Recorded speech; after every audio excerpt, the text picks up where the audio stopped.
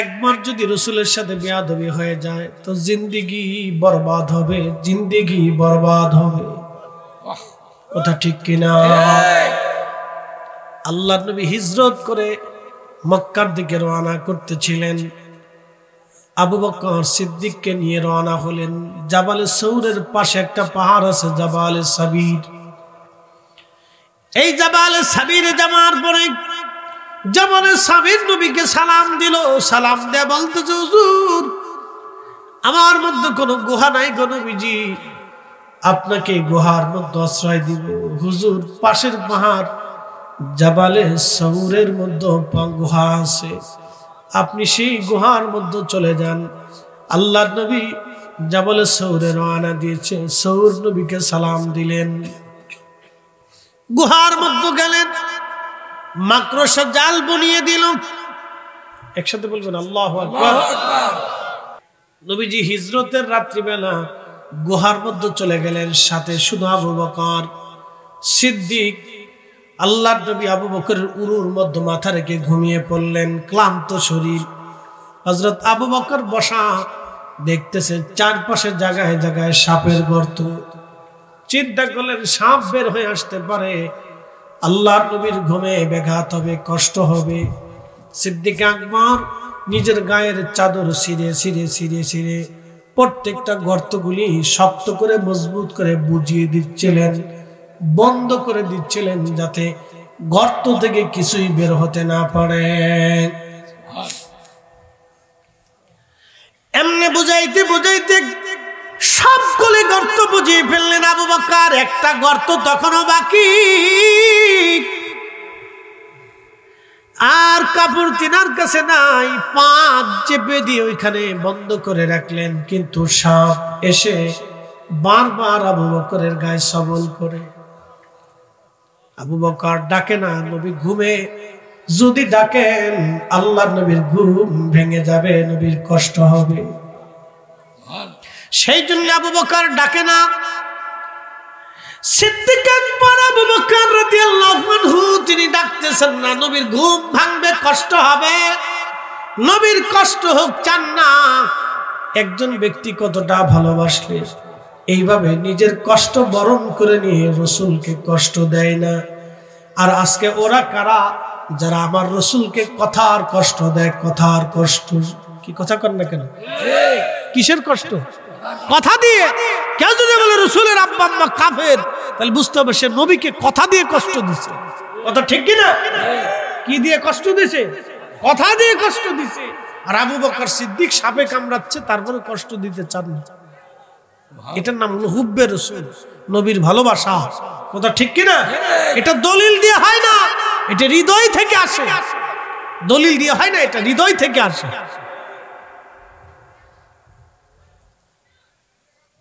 প্রচন্ড সাপের যন্ত্রণায় চোখ বেয়ে দু ফোঁটা পানি চলে আসছে।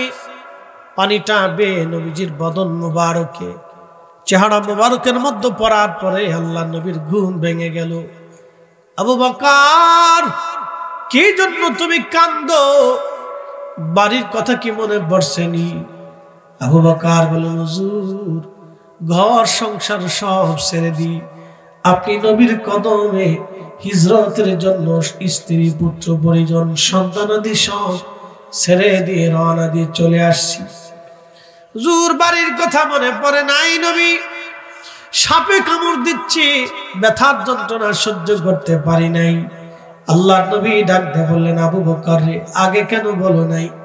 বলে হুজুর আপনার কষ্ট হবে সেই জন্য বলি নাই, ঘুম ভেঙে যাবে সেই জন্য বলি নাই। আল্লাহর নবী ডাক দিয়ে বলেন, আবু বকর কোন জায়গায় তোমার সাপে কামড় মারছে বলো। দেখাই দেওয়ার পরে নবী থুতু নিক্ষেপ করলেন।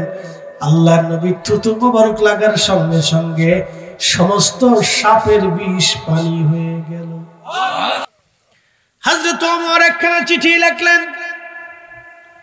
চিঠির মধ্যে তিনি লিখতেছেন, হে নীলনদ, হে নীলনদ, হে নীলনদ, তুমি যদি আল্লাহর হুকুমে প্রবাহিত হও তাহলে তুমি আল্লাহর হুকুমে প্রবাহিত হয়ে যাবে। আর তুমি যদি আল্লাহর হুকুম ব্যতীত নিজের ইচ্ছায় প্রবাহিত হও, তাহলে আমি খলিফাতুল মুসলিমিন ওমর বলতেছি তোমাকে প্রবাহিত হওয়া লাগবে না। চিঠিখানা লেখার পরে ভাঁজ করে বার্তাবাহককে দিয়ে বলবে এই চিঠিখানা নিয়ে যেন নীল নদের মধ্যে ছেড়ে দিয়ে আসে। আবুল ফরাদ ইবনুল জৌজি 900 বছর আগে তিনার কিতাবের মধ্যে তিনি লিখতেছেন, উয়ুনুল হিকায়াতের মধ্যে লেখেন, সেনাপতি আমর ইবনুল আসের কাছে চিঠি চলে গেল, তিনি চিঠিখানা নিয়ে নীল নদের মধ্যে ছেড়ে দিয়ে আসলেন। চিঠি নীল নদের মধ্যে চলে যাবার পরে এই যে নীল নদের জোয়ার আসলো, আর কোনদিন আর জোয়ার বন্ধ হয় নাই। একসাথে বলবেন কি আল্লাহু আকবার। মুসলিম মিল্লাতের খলিফা চারটিখানি কথা না, যেমন শরীয়তের জ্ঞান তেমন আধ্যাত্মিক জ্ঞান। সুবহানাল্লাহ। এই জন্য আমিরের জ্ঞান যদি শরীয়তের সাথে আধ্যাত্মিক জ্ঞান না হয়, ওই আমির দিয়া মুসলিম মিল্লাতের খলিফা বানায়া লাভ হবে না, কোনো লাভ হবে না। ঠিক মোহাম্মদ ঘুরি তখন সিন্ধে ঘুমাচ্ছে, স্বপ্নের ভিতরে খাজা বাবা আজমিরি বললেন দ্রুত গতিতে দিল্লি আক্রমণ করো। যখন খাজা বাবা আজমিরি তাকে হুকুম প্রদান করছেন, মোহাম্মদ ঘুরি বলছেন এই সুবর্ণ সুযোগ আর ছাড়া যাবে না। মাত্র 1,20,000 সৈন্য নিয়ে রওনা দিয়েছে। দিল্লিতে সংবাদ এসে গেল মোহাম্মদ ঘুরি 1,20,000 সৈন্য নিয়ে আসতেছে। পৃথ্বীরাজ সমগ্র ভারতবর্ষ থেকে বাছাই বাছাই করা সেরা সেরা সৈন্য 3 লক্ষ সৈন্য জোগাড় করলেন তিনি। মোহাম্মদ ঘুরিকে চিরদিনের জন্য তিনি শায়েস্তা করার জন্য 3 লক্ষ সৈন্য জোগাড় করে তিনি পানিপথ প্রান্তরে উপনীত হলেন মোহাম্মদ ঘুরিকে শায়েস্তা করবে। মাত্র 1,20,000 সৈন্য নিয়ে মোহাম্মদ ঘুরি পৃথ্বীরাজের সামনে দাঁড়ায় গেলেন। প্রচন্ড যুদ্ধ হয় দিনের পর দিন। কোন যুদ্ধে কোনদিন সেনাবাহিনী কেউ পরাজিত হয় না, বিজয় হয় না, কিন্তু প্রতিনিয়ত উভয় পক্ষের সেনারা মারা যাচ্ছে, উভয় পক্ষের সেনারা মৃত্যু হচ্ছে, কিন্তু কেউ জিতেও না, কেউ হারে না। একটা পর্যায়ে মুসলমানদের সৈন্য সংখ্যা কম থাকায় মুসলমান জিহাদে আর দাঁড়াইতে পারতেছিল না। ধীরে ধীরে মুসলমান দুর্বল হয়ে যাচ্ছে। খাজা বাবা আজমিরির দরবারে মোহাম্মদ ঘুরি বার্তাবাহক পাঠিয়ে দিয়ে বললেন তাড়াতাড়ি যাও, তাড়াতাড়ি যাও। খাজা বাবা আজমিরের কাছে যে বলো মুসলমান বিপদগ্রস্ত হয়ে গেছে। বার্তাবাহক ঘোরানে দ্রুত গতিতে দৌড়ে আজমির এসে খাজা বাবার কাছে যুদ্ধের কথা বর্ণনা করলেন। খাজা বাবা দেরি করেন নাই, হুজরা থেকে বের হয়ে দ্রুত গতিতে বাহিরে এসে এক মুষ্টি মাটি নিয়ে খাজা বাবা আজমিরি বিসমিল্লাহি আল্লাহু আকবার বলে পানিপথের দিকে তিনি ওই ধুলাবালিগুলি নিক্ষেপ করে দিলেন। ধুলাবালি নিক্ষেপ করার পরে ধুলা নিক্ষেপ করলেন তিনি আজমির থেকে। ধুলা চলে গেল পানিপথে। একসাথে বলা যাবে কি আল্লাহু আকবার। এটার নাম কারামাত, এটার নাম কামালিয়াত, কামালিয়াত, কামালিয়াত। ধুলাগুলি প্রত্যেক পৃথ্বীরাজ সৈন্যদের চোখে মুখে যায় পড়ল। ওদের অন্তরে আল্লাহ ভয় ঢুকিয়ে দিলেন। মুসলমানদের ঈমানি জজবা এসে গেল, জিহাদের মোড় ঘুরে গেল। প্রচন্ড যুদ্ধে মুসলমান বিজিত হলেন। মোহাম্মদ ঘুরি তিনি ধরা পড়লেন। মোহাম্মদ ঘুরি ধরা পড়ার পরে দুঃখিত পৃথ্বীরাজ ধরা পড়লেন মোহাম্মদ ঘুরির কাছে। মোহাম্মদ ঘুরি পৃথ্বীরাজকে ধরে নিয়ে শিকল দিয়ে বেঁধে তিনি দিল্লির রাজ দরবারের সামনে এসে সবার সামনে মোহাম্মদ ঘুরি পৃথ্বীরাজকে হত্যা করলেন। ওই যে খাজা বাবা আজমিরি বললেন তোমাকে মুসলিম সেনাপতির হাতে তুলে দিলাম। এই জন্য আউলিয়া একরামের আধ্যাত্মিক ক্ষমতা এই জমিনে প্রয়োজন ছিল। বাংলাদেশে কখনোই আপনার ওই যে গোরগোবিন্দের সাথে জিহাদে মুসলমান পারত না যদি শাহজালাল ইয়ামানি না আসতো। কি কথা বলেন ঠিক কিনা? এই জন্য আউলিয়া একরাম করে অবদান অস্বীকার করার কোন সুযোগ আমাদের নাই, কোন রাস্তা আমাদের নাই। আল্লাহ আমাদেরকে বুঝার তৌফিক দান করুন। আওয়াজ তুলে জোরে বলেন আমিন। আমরা কবরে চলে যাব আল্লাহর দরবারে। কোরআনে আমার রব বলতেছেন সুন্নাতু রাদ্দুনা ইলা আলিমিল গায়বি ওয়াস শাহাদাতি ফায়ুনাব্বিউকুম বিমা কুনতুম তা'মালুন। অতঃপর তোমরা এমন একজন রবের কাছে ফিরে যাবা, তিনি আমি মালিক, আমি আল্লাহ, তোমার গোপনে গোপনে সব জানি, এবং তুমি দুনিয়াতে কি কি আমল করতা আমি রব্বুল আলামিন সব তোমাকে সেই দিন দেখায় দিব। কোনো কিছুই গোপন থাকবে না সেই দিন, কোনো কিছুই গোপন থাকবে না। হোমনাবাসী কোনো কিছু আল্লাহ সেই দিন গোপন রাখবে না। আমার আপনার সব আল্লাহ সেই দিন দেখায় দিবে। বাজানো মানুষ সাধারণত মারা যাওয়ার পরে 24 ঘন্টা পরে পায়খানা রাস্তা দিয়ে পোকা আসে, ওই পোকা তামাম শরীর ছড়ায় যায়, গন্ধ ছড়াইতে থাকে, মানুষ কাছে যেতে পারে না। কালীপুরের মুসলমান মনোযোগ দিয়ে শুনে যাবেন, ওই গন্ধ ছড়ানোর পরে মানুষ বলে তাড়াতাড়ি কবরে দাও, কবরে দিয়ে দাও। আহা জিন্দেগি বড় কঠিন, বড় কঠিন। আর যদি বান্দা নেককার হয় তখন আল্লাহ ডাক দিবে, ইয়া আইয়াতুহান নাফসুল মুতমাইন্না তুরজিই ইলা রাব্বিকি রাদিয়াতাম মারদিয়া। হে নফসে মুতমাইন্না, তুমি আমি রবের কাছে চলে আসো, সন্তুষ্টির দিকে ফিরে আসো, ফিরে আসো আমি আল্লাহর কাছে। আমি রব তোমার উপর সন্তুষ্ট। ফাদখুলি ফি ইবাদি ওয়াদখুলি জান্নাতি।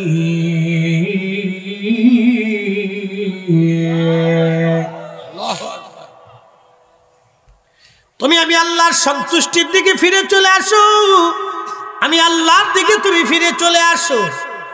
একসাথে বলবেন আল্লাহু আকবার। আল্লাহর নবী বলেন তার কবরটাকে আল্লাহ রওজা বানায় দেয়। কবর কি হয়ে যায়? রওজাতুম মিন রিয়াজিল জান্নাহ, জান্নাতের বাগান আল্লাহ বানায়। ঈমানদারদের কবর আল্লাহ কিসের বাগান বানায়? জান্নাতের বাগান আল্লাহ বানায়। ঈমানদারদের কবর আমার আল্লাহ জান্নাতের বাগান বানায় দেয়। বাগান বাগান বাগান বাগান। আমির উলামা ফুদালিনী মিটিং এ বসে গেলেন, কি করা যায়? সাহাবীদের কষ্ট হচ্ছে এই মুহূর্তে। ইলেকট্রনিক্স মিডিয়া বর্তমান সময়ের মতো এত সহজ ছিল না। টেলিগ্রাম পত্রিকার মাধ্যমে, কিছু রাষ্ট্রীয় টেলিভিশনের মাধ্যমে তিনি জানান হয়ে গেল, সারা পৃথিবীতে সংবাদ ছড়িয়ে গেল। তখন হজের সময় চলতেছিল, লক্ষ লক্ষ হাজিরা তখন আরাফাতের মাঠে এই সংবাদ ছড়িয়ে গেল। লক্ষ লক্ষ হাজিরা চিঠি লিখতে লাগলো বাদশাহ ফয়সালের কাছে। বাদশাহ ফয়সাল, নবী দেখি নাই কিন্তু সাহাবী দেখতে চাই। সুবহানাল্লাহ। নবী দেখি নাই কিন্তু সাহাবী দেখতে চাই। 1300 বছর পরে সাহাবী স্বপ্ন দেখাইলো, জিন্দা সাহাবী, আমরা তাদেরকে দেখতে চাই। সুবহানাল্লাহ। লক্ষ লক্ষ, তখনকার দিনে প্রায় 5 লক্ষের উপরে হাজি ছিল। সুবহানাল্লাহ। কত লক্ষ? 5 লক্ষ হাজি হজ করতে ছিল। সেই সময় 5 লক্ষ হাজি চিঠি লিখল, একটার পর একটা ইমেল, চিঠি ইরাকের বাগদাদে সরকারের রাষ্ট্র বরাবর আসতে লাগলো। সারা পৃথিবী থেকে বড় বড় জ্ঞানী বিচক্ষণ রাষ্ট্রপ্রধানরা বলতে লাগলো, আমরাও সাহাবী দেখতে চাই, মহান সাহাবী দেখতে চাই। রাসূল দেখি নাই কিন্তু সাহাবী দেখতে চাই। সারা পৃথিবীতে সংবাদ ছড়িয়ে গেল, হইচই পড়ে গেল। সারা ইরাকের লক্ষ লক্ষ মানুষ বলল, আমরাও সাহাবী দেখতে চাই। নবী দেখি নাই কিন্তু সাহাবী দেখতে চাই। চিন্তা করেন, 1300 বছর পরে, 1300 বছর পরে ঘটনা। সুবহানাল্লাহ। সাহাবী বারবার হুকুম, আমাদেরকে সরাও,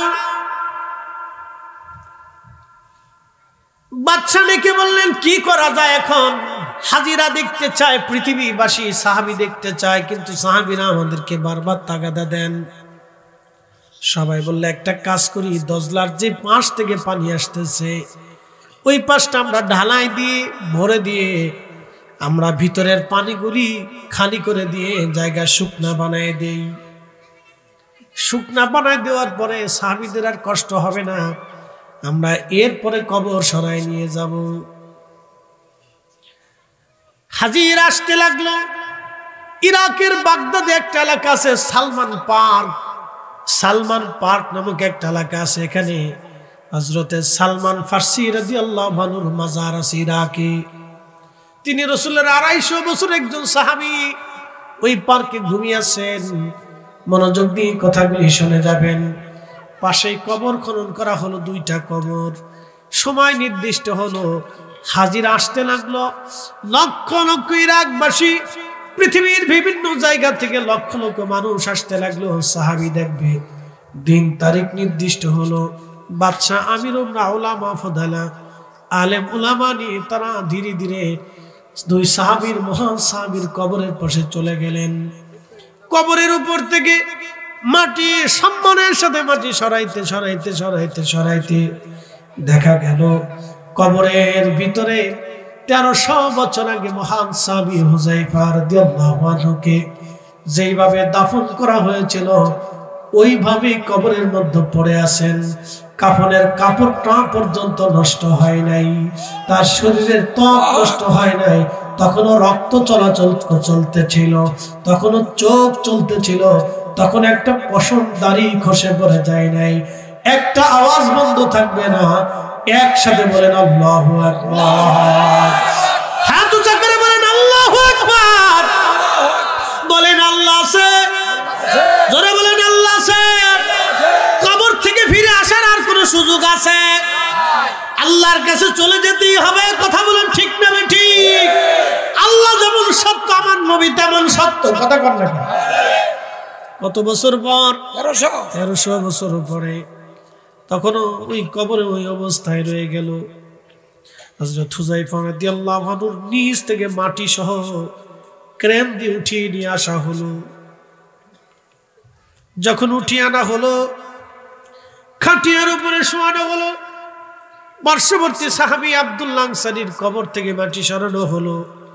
আল্লাহু আকবার। ঠিক হুযায়ফাকে যেমন 1300 বছর আগে দাফন করা হয়েছিল, ওনার কবরটা ওই রকমই, কাফনের কাপড় নষ্ট হয় নাই, ওনার শরীরে একটু পর্যন্ত নষ্ট হয় নাই, চুল দাড়ি পর্যন্ত নষ্ট হয় নাই, চেহারার লাবণ্যতা তখনও আছে। সুবহানাল্লাহ। এমনি তো শুকাই যাওয়ার কথা, কি হওয়ার কথা? শুকাই যাওয়ার কথা, লাবণ্যতা তখনও আছে। সুবহানাল্লাহ। শ্রেষ্ঠ নবী দিলাম রে, ঠিক কিনা? কি নবী? শ্রেষ্ঠ নবী। জোরে বলেন কি নবী? শ্রেষ্ঠ নবী। কোনো সন্দেহ নাই, ইসলামে সন্দেহ নাই, বিশ্বাসে সন্দেহ নাই। আবার আসিব ফিরে ধানসিঁড়িটির তীরে নবান্নে বাংলা, হয়তো শালিকের বেশে। এইগুলি সব মানুষের বানানো বিশ্বাস। কথা ঠিক কিনা? মানুষের বানানো বিশ্বাস। 33 কোটি দেবতা, অমুক দেবতা, বিদ্যার দেবতা, খাবারের দেবতা, পানির দেবতা, সব বানানো বিশ্বাস। মালিক এক, লা শারীকা লাহু, কোন শরীক নাই। আল্লাহুস সামাদ, কোন মুখাফেক্কিতা নাই। আল্লাহু লা ইলাহা ইল্লা হুয়াল হাইয়ুল কাইয়্যুম, চিরঞ্জীব, চিরস্থায়ী। লা তাখুযুহু সিনাতুন ওয়ালা নাউম, কোন দুর্বলতাও নাই, কোন তন্দ্রাও নাই। কথা বলুন ঠিক না?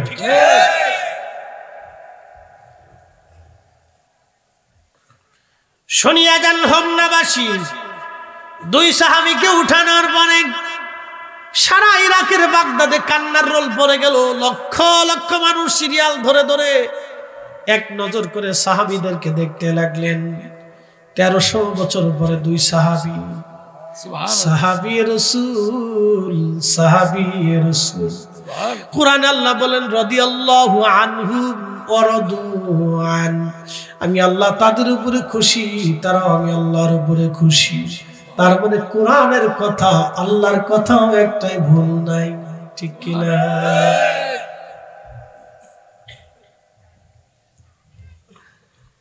মহান দুইজন সাহাবী উঠানোর পরে হাজার হাজার লক্ষ লক্ষ জ্ঞানী গুণী সায়েন্টিস্ট বিজ্ঞানী, জার্মান থেকে একজন চক্ষু বিজ্ঞানী তিনি গেলেন, চিন্তা করলেন বডি ভালো, দেহ ভালো, তখনও ত্বক চলমান, তখনও ব্লাড সার্কুলেশন চলে, তখনও হার্টবিট চলতে লাগলো, তখনও চোখ জিন্দা, তখনও ঠোঁট একেবারে তাজা, চেহারা তাজা, চুলগুলি তাজা তাজা। সুবহানাল্লাহ। জার্মান বিজ্ঞানী চিন্তায় পড়ে গেলেন যে মানুষের সব যদি ঠিক থাকে, চোখ তো বাঁচার কথা না। আমি যেহেতু চক্ষু বিজ্ঞানী, অতএব চোখটা আমি পরীক্ষা করে দেখি। জার্মান বিজ্ঞানী বলেন, আমি চোখের মধ্যে তাকায় দেখলাম, চোখের ভিতর থেকে একটা নূর এসে আমার চোখের মধ্যে ধাক্কা দিল। ওই নূরের আলোতে আমার চোখ বন্ধ হয়ে গেল। আমি চোখে কয়েক মিনিট পর্যন্ত চোখে দেখতেছিলাম না। আল্লাহর নবী বলেন, ইত্তাকু ফারাসাতুল মুমিন, তোমরা ওলিদের চাহনিকে ভয় করো।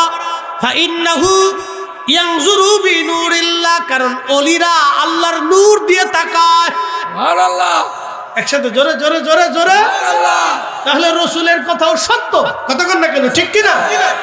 আল্লাহটাও সত্য, জোরে বলেন আল্লাহর কথাও সত্য, আল্লাহর কথাও নবীর কথাও সত্য। বন্ধু আমার, নবী এত সুন্দর, আল্লাহ তাকে সুন্দরী বানান নাই, আমার আল্লাহ তাকে কামালিয়াত দিয়েছিলেন। তিনি এত সুন্দর, তার বাস্তব প্রমাণ মোল্লা আলী কারি আল মাউরিদুর রাবি ফি মাউলিদিন নবী সাল্লাল্লাহু আলাইহি সাল্লাম, 450 বছর আগে মিলাদুন নবীর উপরে তিনি একটা কিতাব লিখেছেন, মিলাদুন নবী। একসাথে বলা যাবে না মারহাবা? মারহাবা। 450 বছর আগে হেরেমের ইমামের কাছে মিলাদুন নবী বেদাত ছিল না। আজকে 450 বছর পরে কারা মিলাদুন নবীকে বেদাত বলতেছে, বোঝা যায় মতলব ভালো না, ভালো না, ঠিক কিনা? 450 বছর আগে হেরেমের ইমাম, কোথাকার ইমাম? হারামের ইমাম, ইমামুল হারামাইন, 2 হারামের ইমাম ছিলেন, মক্কা মদিনা, মক্কা মদিনা। উনি মক্কাতে থাকলে ইমাম, মদিনাতে থাকলেও ইমাম, 2 হারামের ইমাম ছিলেন। ইমামুল হারামাইন মোল্লা আলী কারি হানাফি মাক্কি মিলাদুন নবীর উপরে কিতাব লিখলেন, আল মাউরিদুর রাবি ফি মাউলিদিন নবী সাল্লাল্লাহু আলাইহি সাল্লাম। এই কিতাবের মধ্যে তিনি আমার রাসূলের জীবনী লিখতে যায় লেখেন, আল্লাহর নবী যখন পৃথিবীতে তশরীফ আনলেন, তশরীফ আনার পরে হযরত হালিমাতুস সাদিয়া সুদূর তায়েব থেকে তিনি মক্কাতে আসতেছিলেন ধাত্রী মা হওয়ার জন্য। যদি কোনোদিন তায়েফে আপনারা যান, এই যে এখন যেমন আপনারা আবহাওয়া দেখেন, গরমের দিনে এরকম, রাত্রিবেলা তায়েফে এরকম আবহাওয়া। মক্কাতে যখন দিনের বেলা 45 ডিগ্রি সেলসিয়াস, তায়েফে এই গরমের দিনে, প্রচন্ড গরমের দিনে তায়েফে এখন যেমন আপনারা আবহাওয়া উপভোগ করতেছেন, প্রচন্ড গরমে তায়েফের আবহাওয়া এরকম। সুবহানাল্লাহ বলা যাবে না? এত সুন্দর আবহাওয়া, আর বাতাস আপনার শরীরে লাগলে মনে হবে যে আপনি বেহেশতের ভিতরে আছেন, এত সুন্দর। বন্ধু মনোযোগ দিবেন, তায়েফ থেকে, শহর থেকে আর 70 কিলোমিটার দূর হযরত হালিমাতুস সাদিয়ার বাড়ি, পাহাড়ি অঞ্চল। একটা গাধার উপরে চড়ে, দুর্বল উটের পিঠে চড়ে, স্বামী স্ত্রী বাচ্চা কাচ্চা নিয়ে হযরত হালিমা রওনা দিয়ে মক্কায় আসলেন। ওনার উট এতই দুর্বল ছিল, ওনার গাধা এত দুর্বল ছিল, ক্ষীণ, ধীরে ধীরে ধীরে ধীরে ধীরে ধীরে নোয়াইয়া নোয়াইয়া ঝিমাইয়া ঝিমাইয়া ঝিমাইয়া আস্তে আস্তে ওই উট যখন সবাই অন্যান্য মহিলারা এই মক্কা থেকে বাচ্চা কাচ্চা নিয়ে 3 দিন আগে চলে গেল, আর হালিমা 3 দিন পরে আসলো। সবাই যখন চলে গেছে, হালিমা তখন মক্কা এসে শুনল মক্কা নগরীতে কারো ঘরে কোনো বাচ্চা নাই, কিন্তু একটা বাচ্চা মক্কা ঘরে আছে। বাবার নাম আব্দুল্লাহ, দুনিয়াতে নাই, মদিনা মুনওয়ারায় বাবা মারা গেছে। শুনলে খুশি হবেন। আল্লাহু আকবার। আমার নবীজির আব্বাজানের কবর বর্তমান মসজিদে নববী বর্ধিত করতে যে পাওয়া গিয়েছিল। খমনাবাসী বুঝিয়া যাবেন বাবাজি, আল্লাহ নবীজির ধাত্রী মাহালিম আসার পরে জানলেন আব্দুল্লাহর ছেলে তিনি মারা গেছেন আমিনার ঘরে। হযরতে হালিমা ফিরে চলে আসবেন। স্বামী ডাক দেয়, বলতেছে হালিমা রে, একেবারেই শূন্য ফিরে চলে যাব, বাচ্চাটা নেই বানানি, একটা নজর চলো দেখে আসি, দেখতে কেমন। হালিমা বললেন, পাগলপনা হয়ে রওনা করলাম, গেলাম, যায় দেখি আল্লাহর নবীর শরীর মোবারক রেশমের কাপড় দিয়ে ঘিরে রাখা ছিল। একটা কাপড় সবুজ আর একটা কাপড় সাদা, এই জন্য জান্নাতের পোশাক সবুজ সবুজ। চিৎকার করে বলেন আল্লাহু আকবার। হালিমা তুসাদিয়া বলেন, দোলনার ভিতরে শোয়া, দোলনার ভিতরে শোয়ানো নবীজি ঘুমিয়েছিলেন, শরীরে সবুজ আর সাদা রেশমের কাপড় দিয়ে ঘিরে রাখা ছিল। হালিমা বলেন, মানুষ এত সুন্দর হতে পারে, মানুষ এত সুন্দর সুন্দর হতে পারে, আমি হালিমা কখনোই কল্পনা করতে পারি নাই। আল্লাহু আকবার। এত সুন্দর নূরের চেহারা, চিৎকার করে বলবেন আল্লাহু আকবার। এত সুন্দর নূরের চেহারা মানুষ, এত সুন্দর। কাছে যখন গেলাম দেখি পবিত্র সুঘ্রাণ নবীজির শরীর থেকে বেয়ে বেয়ে আসে। জীবনে আমি হালিমা কোনোদিন এত সুন্দর সুঘ্রাণ আমার নসিবে হয় নাই।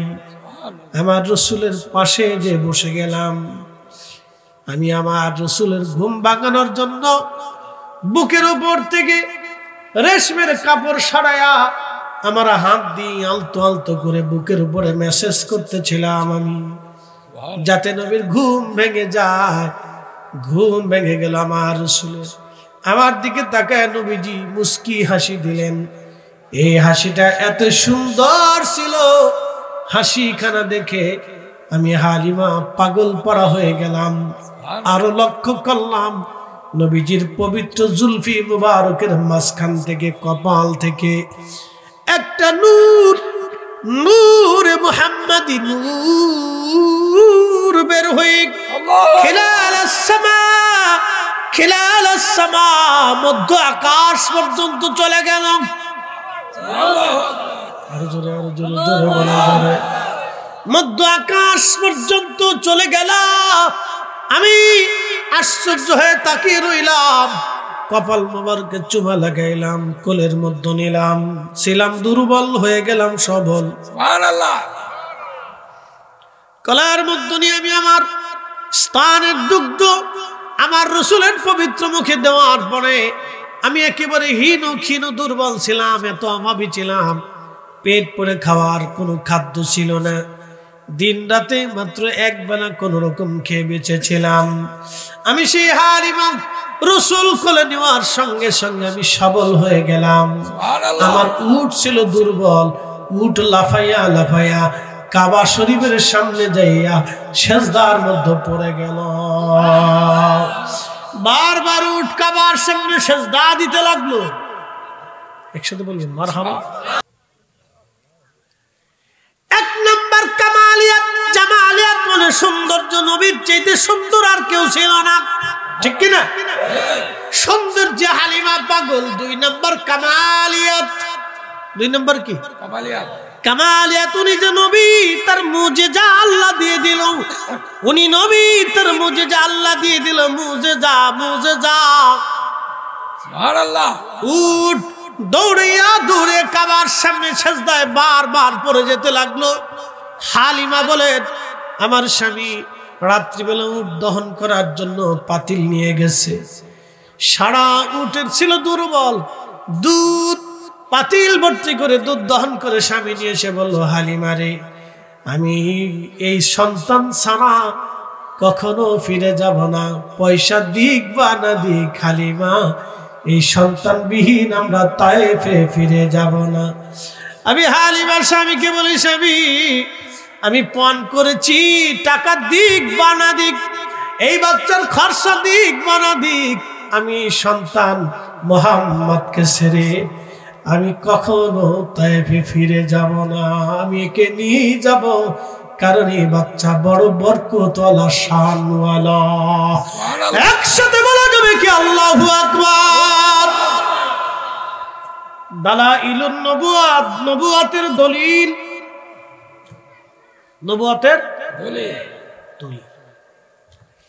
হালিমা বললেন, উঠে দুধ আসলো, আমার গাধা দুর্বল ছিল, সবল হয়ে গেল। সুবহানাল্লাহ। আমি আমার শিশু নবীকে নিয়ে কোলের মধ্যে নিয়ে আমি রওনা হয়ে যাব। এমন সময় হযরত আমেনা আমার কাছে আসলেন। আমেনা এসে বলতেছে, হালিমা তুমি আমার সন্তানটাকে নিয়ে যাচ্ছ। হালিমা তুমি জানো না আমার বেটার শান কত? হালিমা রে, তুমি জানো না আমার বেটার শান কত? শোনো, আমি যখন তাকে গর্ভে ধারণ করেছি তখন অন্য মায়েদের মতো ভারিত্ব, ওজনত্ব, ব্যথা, বেদনা, যন্ত্রণা কিচ্ছুই ছিল না। আমি জানতামই না আমার পেটে কোনো সন্তান আছে। হালিমা কে জানি স্বপ্নে এসে বলে যাইতো, আমেনা তুমি বড় ভাগ্যবতী, তোমার উদরে আখিরি নবী, বিশ্বব্যাপী তার শান ছড়িয়ে যাবে, বিশ্বব্যাপী সে সম্মানিত হবে, মহা ইজ্জতওয়ালা হবে। হালিমা তুমি জানো না আমার বেটা কিন্তু নবী হবে। সুবহানাল্লাহ বলবে। সুবহানাল্লাহ। আমার বেটা জোরে বলে নবী হবে। নবীজির আম্মা কাফের আছে? কত বড় গর্ধব আর গাধা আর বেঈমান নাফরমান, কুত্তার চাইতে নিকৃষ্ট। রাসূলের আব্বা আম্মার কাফের বলতেছে। ইউটিউবে সার্চ দিয়ে দেখবেন, শুধু রাসূলের আব্বা আম্মা মুশরিক, শুধু সার্চ দেওয়ার পরে দেখবেন যে কত মৌলবীর নাম আসে। তাদের ওয়াজে দেখবেন বসে বসে বলতেছে।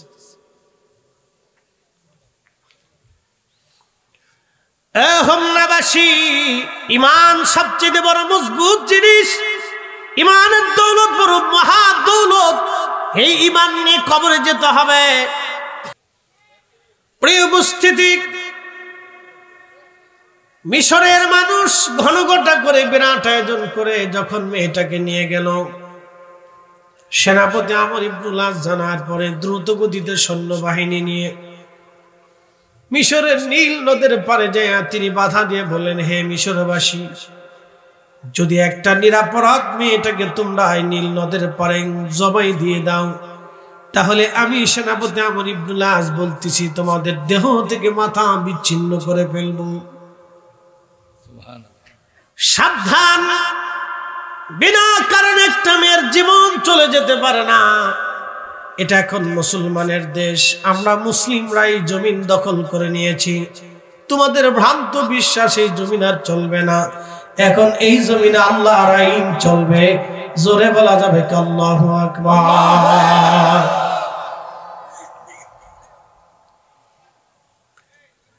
সেনাপতি আমর ইবনুল আস কথা বলার পরে মিশরবাসী ডাক দিয়ে বলল, হে আমর ইবনুল আস, বুঝলাম মেয়ের কতল করা যাবে না, তাকে জবাই দেওয়া যাবে না, কিন্তু আমাদের বিশ্বাস এই মেয়েটাকে জবাই দেওয়ার পরে তার রক্ত গড়িয়ে নীল নদের মধ্যে যাওয়ার পরে নীল নদে জোয়ার আসবে, হে সেনাপতি আমরা মেয়ে কতল করব না, জবাই দিব না, কিন্তু তোমরা নীল নদের জোয়ার আইনা দাও।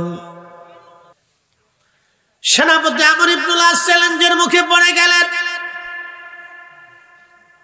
আল্লাহ বুঝানোর জন্য পৃথিবীতে বহু মানুষ এরকম চ্যালেঞ্জের সম্মুখীন হয়েছে, এই জন্য নবীদেরকে আল্লাহ মুজিজা দিতেন। কি দিতেন? নবীদেরকে মুজিজা দিতেন, আর ওলিদেরকে আল্লাহ কারামত দিয়েছেন। সাথে বলবেন আল্লাহু আকবার। যদি খাজা বাবা আজমিরি আনার সাগরের পানি একটা লুটার ভিতরে না নিয়ে আসতে পারতেন, সেই দিন হয়তো খাজা বাবা ওইখানে টিকতে পারতেন না। কি কথা কর না কেন?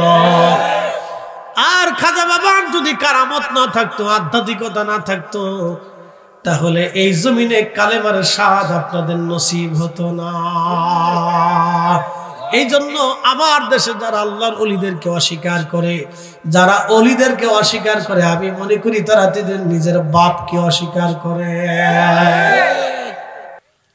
মোহাম্মদ ঘুরি চিন্তায়, এদিকে খাজা বাবা আজমিরি আজমির শরীফে আসছে কালেমার দাওয়াত দিতে। একজন দুইজন মানুষকে কালেমার দিশা দেন নাই খাজা বাবার জীবনে। তিনি 90 লক্ষ মানুষের জবানে কালেমা পড়িয়েছেন। আসতে হয়ে গেল না? জোরে বলেন আল্লাহু আকবার। আচ্ছা আপনারা বলেন, বাংলাদেশে এত ওয়াজ হলো, এত নসিহত হলো, এত ওয়াজ নসিহত আমরা করলাম, 90 জন তো বছরে কালেমা পড়ে না। শরিয়া জান বাবাজি, কালীপুরবাসী, হোমনাবাসী মনোযোগ দিয়ে শুনবেন, এটার নাম কারামাত, কামালিয়াত। একজন মানুষ আর একজন মানুষকে 4 কারণে ভালোবাসে। 1 নাম্বার ভালোবাসার নাম হচ্ছে জামালিয়াত, জামালিয়াতের জন্য ভালোবাসে। 2 নাম্বার কামালিয়াত, 3 নাম্বার কারাবাত, 4 নাম্বার ইহসান। জামালিয়াত, কামালিয়াত, কারাবাত, ইহসান। জামালিয়াত মানে সৌন্দর্য, সুন্দর হইলে মানুষ মানুষকে ভালোবাসে। শুধু মানুষ মানুষকে ভালোবাসে না, দেখবেন পশু পাখিরও মানুষ ভালোবাসে। ছোট্ট গরুর বাচ্চা হয়েছে, ছোট্ট গরুর বাচ্চার গলার মধ্যে মালিক ঘন্টি লাগিয়ে দিল, ঘুরঘুরি ঝুনঝুনি লাগাই দেওয়ার পরে বাচ্চাটা, ওই গরুর ছোট বাছুরটা ঝুনঝুনি গলার মধ্যে নিয়ে দৌড়াদৌড়ি করে, লাফালাফি করে, মালিকের কাছে দেখতে মজা লাগে। বন্ধু জামালিয়াত, এরপরের নাম হচ্ছে কামালিয়াত। কামালিয়াত, পৃথিবীতে সৌন্দর্যের ভিতরে প্রথম সুন্দর ছিলেন আদম সফিউল্লাহ, কারণ আল্লাহ তাকে নিজ হাতে, আল্লাহর কুদরতের হাত দিয়ে আল্লাহ তাকে বানিয়েছিলেন। তিনি আদম, আদমের অর্ধেক সৌন্দর্য পেয়েছিলেন হযরত ইউসুফ আলাইহিস সালাম। হযরত ইউসুফ এত সুন্দর, এই জন্য একটা কথা মনে রাখবেন, নারী জাতির চাইতে পুরুষ জাতি সুন্দর বেশি। একসাথে বলেন না মারহাবা। আমরা যে এরকম পরিশ্রম করি, একটা নারীকে যদি এইভাবে পরিশ্রম করান, দেখবেন তার চেহারার দিকে আপনি তাকাইতেই পারবেন না। বেডি আর বেডি মনে হবে না, দেখবেন এই বেডি আর বেডি নাই, মহিলার মহিলাই মনে হবে না। এই জন্য আল্লাহ পুরুষ জাতিকে সুন্দর বানিয়েছেন। হযরত ইউসুফের চাইতে সুন্দর আল্লাহ কাউকে বানান নাই। জোরে বলা যাবে আল্লাহু আকবার। আম্মা জান আয়েশাকে বলা হলো, মা জননী বলে দেন, ইউসুফ বেশি সুন্দর না নবী বেশি সুন্দর? হযরত ইউসুফ এত সুন্দর, ইউসুফ सूरत यूसुफ बेदारी हिकमाते लुकमान माँ करिए कुरान कारी आए दिल सादिल माँ। हजरत यूसुफ तो सुंदर, नबीजी के अम्मा जान साहबीरा जिज्ञेस करलो, मा जननी নবী বেশি সুন্দর না ইউসুফ বেশি সুন্দর? আম্মা জান ডেকে বললেন, সাহাবীরা রে, যদি ইউসুফের সৌন্দর্য দেখে মিশরের যে মহিলারা, মিশরি যে মহিলারা হযরত ইউসুফের সৌন্দর্য দেখে তারা তাদের হাতের বদল কমলার বদৌলতে তারা হাত কেটে ফেলেছিল। কমলা কাটতে যেয়ে তারা হাত কুচি কুচি করে কাটতে লাগলো। কমলা কাটার বদৌলতে হাত কাটতেছিল তারা। যদি ইউসুফের জায়গায় ওই মিশরি নারীগুলি আমার রসুলকে দেখতো, সাহাবীরা রে, তারা শুধু হাত কাটতো না, হাতের জায়গা তারা কলিজা কেটে ফেলতো। একটা জবান বন্ধ থাকবে না, চিৎকার মেরে বলেন ইয়া রাসূলুল্লাহ। ব্যাং ডাক দিয়ে বলেন আব্বি, আল্লাহ ডাক দেখে ব্যাং রে, তোমার এই পেশাবিকের আগুন নিবে? ব্যাং বলে গেলাম জানি আগুন নিবে না, কিন্তু আমি আগুনের পাশে এই জন্য পেশাব ছেড়ে দিচ্ছি। কিয়ামতের মাঠে তুমি যখন জিজ্ঞাসা করবা মাখলুকরা আমার খলিল আগুনের মধ্যে ফেলাইছিল, তোমাদের করণীয় কি? আমি ব্যাং সেই দিন বলবো আল্লাহ পেশাব ছেড়ে দিয়ে আগুন নেভানোর চেষ্টা করেছিলাম, আমার রব আমার আল্লাহ ব্যাঙের পেশাবকে পাক বানাই দিলেন। আপনার ব্যাং যতই পেশাব আপনার গায়ে করুক, ওই অবস্থায় নামাজ পড়লো নামাজ হালাল হয়ে যাবে, নামাজ নষ্ট হবে না, ওযু নষ্ট হবে না, অপবিত্র আপনি হবেন না। জোরে বলা যাবে কি মারহাবা। গিরগিটি চিনেননি আপনারা? দেখছেন গিরগিটি? এই গিরগিটি যাইয়া ফু মারতেছে,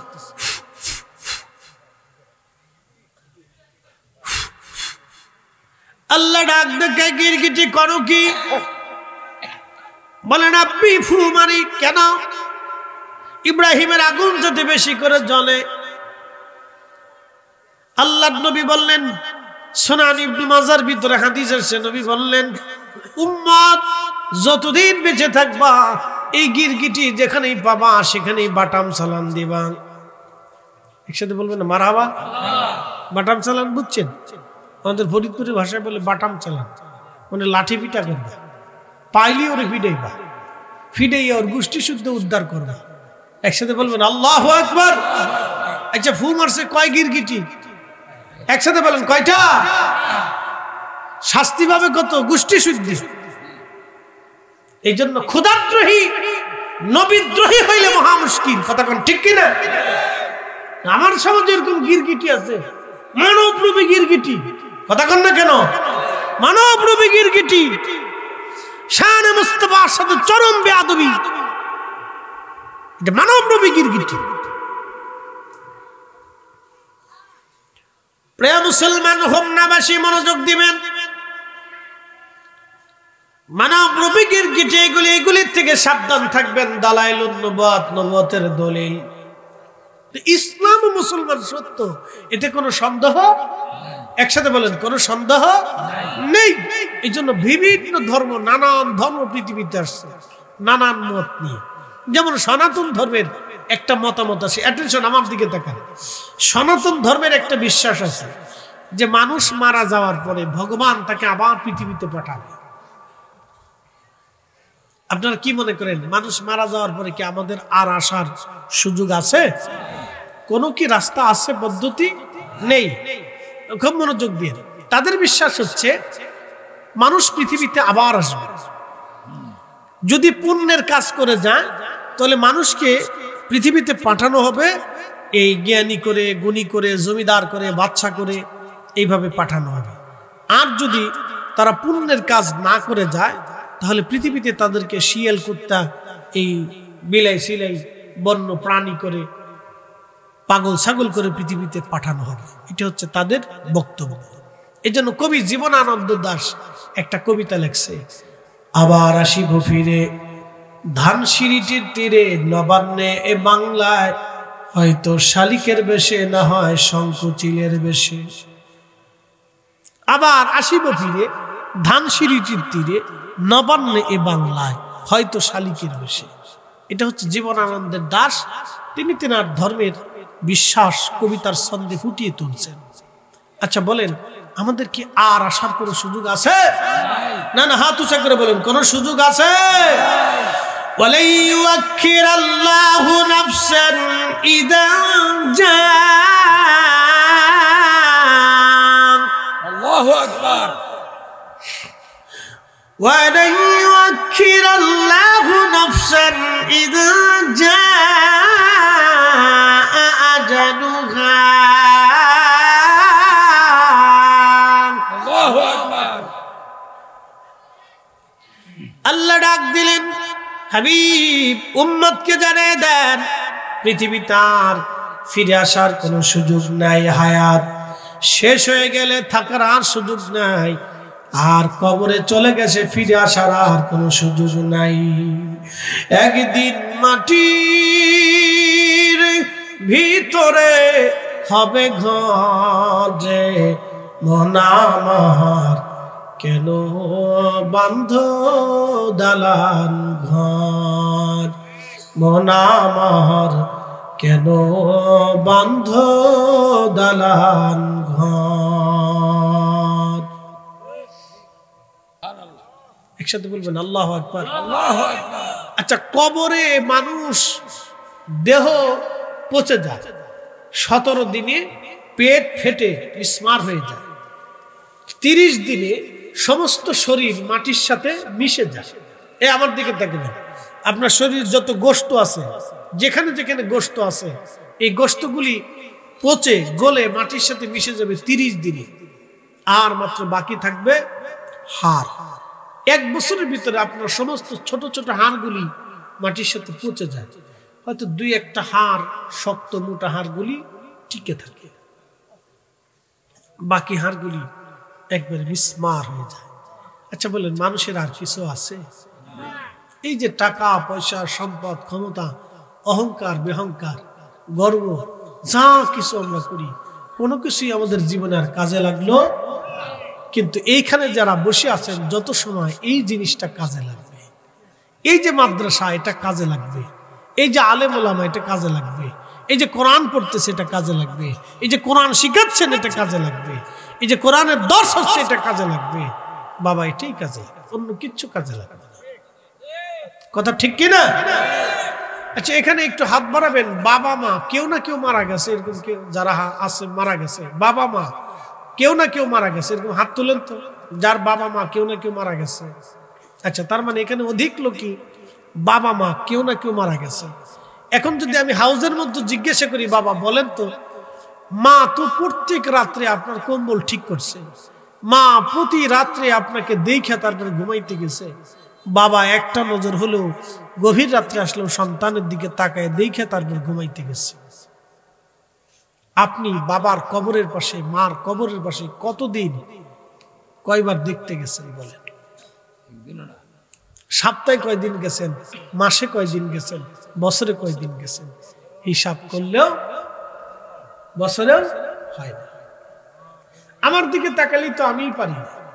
আমি বিভিন্ন মাহফিলে মাহফিলে ঘুরি, দেশে বিদেশে থাকি, সুযোগ হয় না। তার কি হলো আমাদের জিন্দেগি তো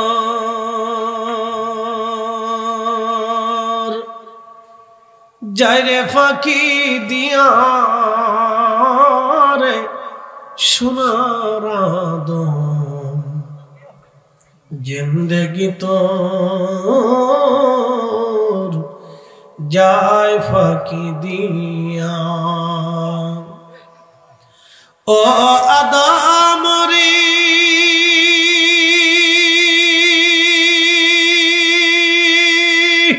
কামিনীর ওই কোলেতে কাল ঘুমেতে রইনি তুই, সারা নিশি কাটাইলি তুই ঘুমাইয়া ঘুমাইয়া রে সোনার আদম, জিন্দেগি তোর যায় ফাঁকি দিয়া।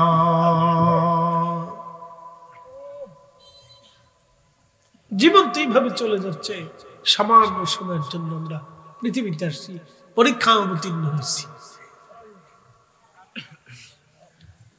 কিন্তু শুনে যাবেন আপনারা, যারা আল্লাহওয়ালা তাদের কবরে দেহ পচে না। একসাথে বলবেন আল্লাহু আকবার। যারা শহীদ তাদের কবরে দেহ পচে না। একসাথে বলবেন আল্লাহু আকবার। শোনেন, কবরে মানুষ পৃথিবীতে আর ফিরে আসে না, তার একটা বাস্তব প্রমাণ শোনাবো শোনাবো শোনাবো আবার ফিরে আসার কোনো সুযোগ, আবার আসিব ফিরে ধানসিঁড়ি চিত্রে নবান্নে বাংলায় হয় শালিকের বেশে, আসার আর কোনো সুযোগ নেই। তার একটা বাস্তব প্রমাণ আপনাদেরকে শোনা। আজ থেকে 1933 সাল, 1933 ইরাকের বাগদাদের শহরের পাশ দিয়ে একটা নদী প্রবাহিত, এটার নাম দজলা নদী। এই দজলা নদীর পাড়ে দুইজন সাহাবীর কবর ছিল, একজন হযরত হুযায়ফা এবং আব্দুল্লাহ আনসারী রাদিয়াল্লাহু আনহুমা। তো দজলা নদীর পাড় ভেঙে যাওয়াতে দোনোটা কবর, একটা কবর ভেঙে গেল। হুযায়ফা রাদিয়াল্লাহু আনহুর কবর ভেঙে কবরের ভিতরে বারবার পানি আসতেছে, ঢেউে ঢেউে পানি আসে। তো পাশেই ছিল হযরত আব্দুল্লাহ রাদিয়াল্লাহু আনহুর কবর। তো ওনার কবরটা নদীর পারে হওয়ার কারণে কবর স্যাঁতস্যাঁতে হয়ে গেছে, পানি আস্তে আস্তে ভিজে থাকে, সবসময় কি থাকে, ভিজে। আমার দিকে তাকে দেন, ওয়ার শেষ, আর কথা বাড়াবো না, একসাথে বলি আল্লাহু আকবার। ওয়ার শেষ। খুব মনোযোগ দিয়ে এই কথাটা বলে শেষ করবো যে আমরা কবরে যাব, কিন্তু ফিরে আসার কোনো সুযোগ আমাদের নাই, কোনো ফিরে আসার সুযোগ নাই। তো মনোযোগ দেন। তো হুযায়ফা রাদিয়াল্লাহু আনহুর কবর ভেঙে গেছে, পানি আসে। তো তৎকালীন ইরাকের যিনি প্রেসিডেন্ট বাদশাহ ছিলেন তার নাম বাদশাহ ফয়সাল, এবং প্রধানমন্ত্রী যিনি তিনি নূরে আল মালিকি। তো উনি হুযায়ফা রাদিয়াল্লাহু আনহু রাত্রে স্বপ্ন দেখাইতেছে, হে বাদশাহ ফয়সাল, আমি রাসূলের সাহাবী হুযায়ফা বলতেছি, আমার কবর দজলা নদীর পারে, নদী ভেঙে ফেলে দিয়েছে, কিছু পানি কবরে প্রবেশ করে ঢেউে ঢেউে আমার কষ্ট হয়, এবং আমার পাশেই ঘুমিয়ে আছে আমার রাসূলের আরেকজন সাহাবী আব্দুল্লাহ আনসারী, তার কবর স্যাঁতস্যাঁতে হয়ে গেছে, তারও কষ্ট হয়। দ্রুত গতিতে আমাদের কবর এখান থেকে সরাইয়া অন্য কোথাও স্থানান্তর করো। একসাথে বলেন আল্লাহু আকবার। না হয় না, আরো জোরে আল্লাহু আকবার। রাত বেশি বিদায় কি কষ্ট হচ্ছে আপনাদের? আমি সেদিন রাত 2টার সময় যে ওয়াজ করছি, এই আপনার কুমিল্লার বরুড়াতে, সর্বনাশ যায় দেখলাম 2টার সময় যে মুসল্লি, মনে হলো মাগরিবে রক্ত ওয়াজ করতেছি, খুব তাজা মুসল্লি, খুব তাজা মুসল্লি। না আজকে মুসল্লিও তাজা আছে, অসুবিধা নেই, মরা নাই, যারা বসে রয়েছে সব এইগুলোই তাজা। কি কথা কর না কেন? যারা বসে আছে তারা কি তাজা? একসাথে বলবেন আল্লাহু আকবার। এখন বলেন, কবর থেকে ফিরে আসার কোন সুযোগ আছে? ইসলাম সত্য, আপনাকে বুঝাইতেছি, আমরা যে ধর্মের উপরে আছি এটা যে সত্য, এটা যে হক, মিথ্যা না, এটা আপনাকে বুঝাই, বাস্তবতা থেকে বুঝে যান। তো হুযায়ফা ইন্তেকাল করছেন আজ থেকে 1933, তাহলে এখন কত বছর হলো? প্রায় 100 বছর, তাই না? প্রায় 100 বছর। 1933-এর ঘটনা, এখন কত সাল? 24, তার মানে প্রায় 100 বছর আগে ঘটনাটা ঘটছে। তো প্রায় 100 বছর আগে ঘটনাটা, কিন্তু সাহাবী ইন্তেকাল করছেন 1300 বছর আগে। কত বছর? 1300 বছর আগে। কবর খনন হচ্ছে 1300 বছর পর।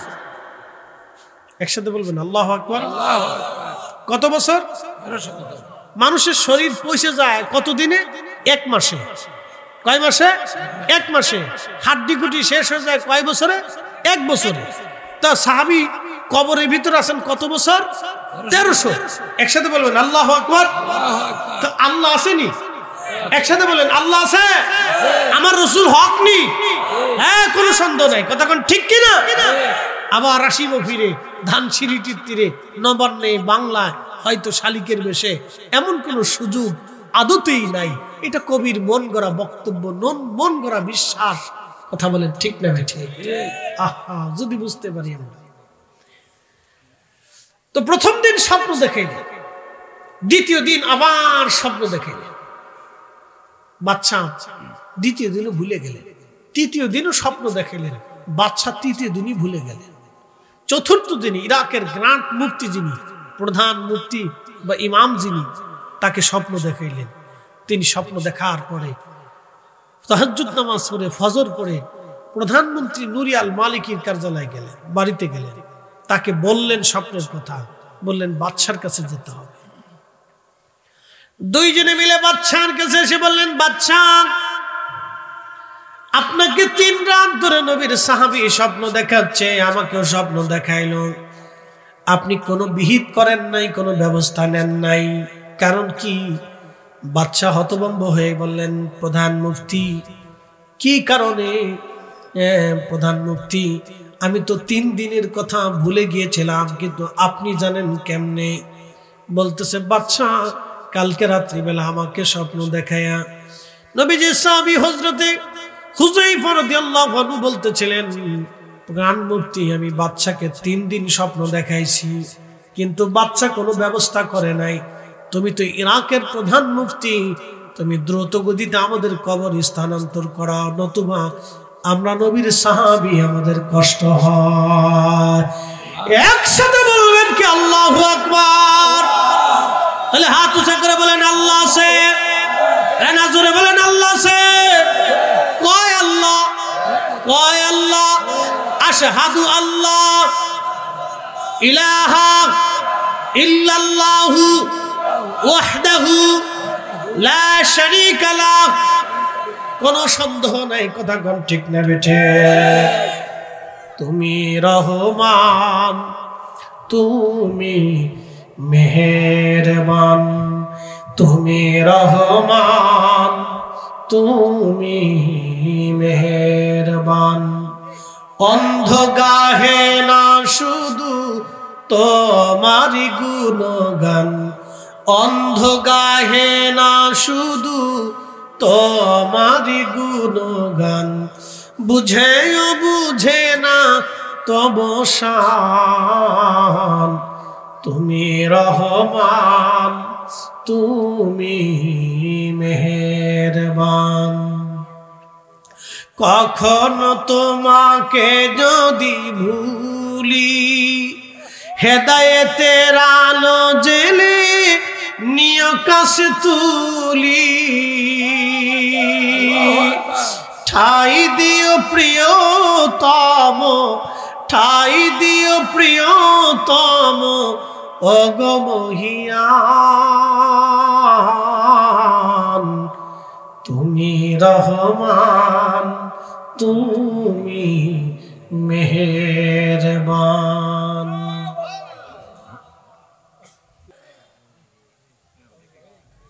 এই জন্য আমাদেরকে ইমান দৃঢ় করতে হবে। সুবহানাল্লাহ। জার্মান বিজ্ঞানী গ্রান্ড মুফতির হাত ধরে বললেন, মুফতি আর দেরি না, আমার এই মুহূর্তে কালেমা পড়ায় দেন, লা ইলাহা ইল্লাল্লাহু মুহাম্মাদুর রাসূলুল্লাহ সাল্লাল্লাহু আলাইহি ওয়াসাল্লাম। একসাথে বলা যাবে আল্লাহু আকবার, আল্লাহু আকবার। বলি বলেন আল্লাহ আছে, হাত উঁচা করেন, হাত উঁচা করে সাক্ষী দেন আল্লাহ আছে। আমাদের মালিক কয়জন? রব কয়জন? খালিক কয়জন? দাতা কয়জন? সব কিছু যিনি সৃষ্টি পরিচালনা এক মুহূর্তে করেন, তিনি কে? আশহাদু আল্লাহ ইলাহা ইল্লাল্লাহু ওয়াহদাহু লা শারীকা লাহ ওয়া আশহাদু আন্না মুহাম্মাদান আবদুহু ওয়া রাসূলুহু সাল্লাল্লাহু আলাইহি ওয়াসাল্লাম। আল্লাহ কবুল করুন, বলেন আমিন। আমরা ফিরে যাব কার কাছে? আল্লাহর কাছে। আমাদের জীবনের জবাবদিহিতার জন্য আমার কথা শেষ, আলোচনা আর বাড়াবো না, দোয়া করো। ওই কবর থেকে বাবা দোয়ার প্রতীক্ষায় বসে আছে, ওই কবর থেকে বাবা মা দোয়ার প্রতীক্ষায় কবরের উপরে আজকে বসে আছে। এই কালীপুর এলাকার এটা মানে ঈদগাহ মাঠ না? পাশে গোরস্থান কত দূর? এই তো পাশে গোরস্থান। যেই বাচ্চাগুলি দেখেন আজকে ঈদের মতো আনন্দ করতেছে, ওরা যেমন খুশি হয়েছে, ওই গোরস্থানবাসীরা তার চেয়ে বেশি খুশি হয়ে গেছে। ইমাম ইবনে কাইয়িম কিতাব রূহের মধ্যে লিখছেন, সমস্ত রূহগুলি আজকে কবরের উপরে বসে রয়েছে। আহা, আমার মা, আপনার মা, দাদা দাদি, নানা নানিরা কবরের উপরে বসে আছে। মা কবর থেকে ডাক দিয়ে বলতেছে, আমার করিম মাহফিলে গেছে, আজকে বুঝি আমার জন্য কিছু পাঠাবে। আমার রহিম মাহফিলে গেছে, আমার নাতি আব্দুল আলী মাহফিলে গেছে রে, আমার জন্য কিছু পাঠাবে। খালা কবরের উপরে বসা, আমার ভাগিনাটা, আমি তার সন্তানের মতো আদর করতাম, মাহফিলে গেছে রে, বুঝি আজ কিছু পাঠাবে। হতভাগা দোয়া না করে চলে গেল। আর হতভাগা যারা বেশি তারা দোয়া মানেই না।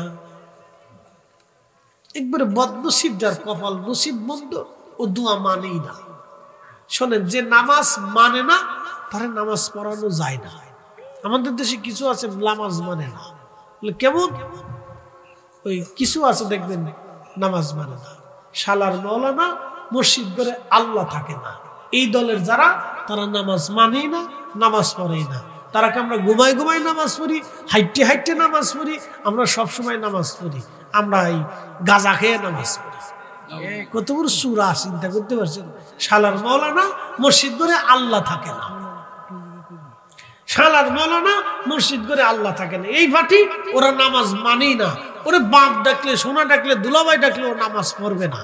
আর যে নামাজ সাধারণত পড়ে না, আলসিমের কারণে ছেড়ে দেয়, তারা দোয়াই ফোয়া একবার না একবার নামাজে মসজিদে নিয়ে যাবে। কথা ঠিক কিনা?